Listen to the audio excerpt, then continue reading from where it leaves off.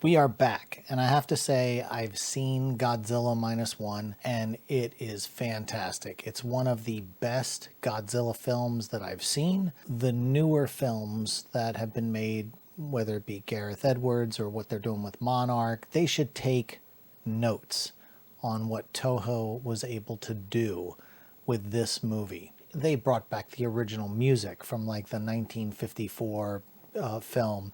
They brought back just everything. The movie takes place in 1945 and 46 and 47. It's in subtitles. By reading what the people are saying, you get the emotions so much better than if it was dubbed, where you know the mind is slightly tricked because the mouth is off from the dialogue, and it just pulls you out of it. So actually watching it with subtitles was amazing.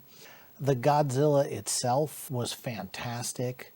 It reminded you of the old Godzilla. You know, it's like they took that same design from back in the day and gave it a little bit of a twist, but nothing as dramatic as what they've done with the Monarch type series and Godzilla King of Monsters and the one with Godzilla vs. King Kong.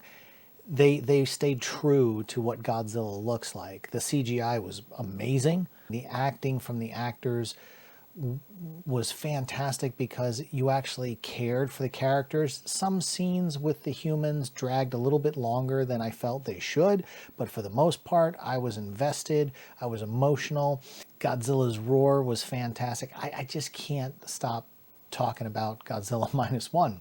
Everybody should go see it. It's only on 1,000 screens across the nation. I really hope it does well at the box office because it's well worth it. It's the first Godzilla film that made me feel like a kid again. Like literally turning back the clock to when I was a child, when I would watch Godzilla films on television and getting excited. That's the kind of visceral feeling that I had, which it's interesting because a lot of the other stuff that they've brought back, where they've kind of brought back the nostalgia of things from the 80s, they've not made me feel like, now granted Godzilla goes back to 54 and so on and so on in the 60s and 70s and 80s, 90s. I mean, they've never stopped making Godzilla. Toho Studios should pat themselves on the back for this one, because this is peak Godzilla, and everyone should go see it.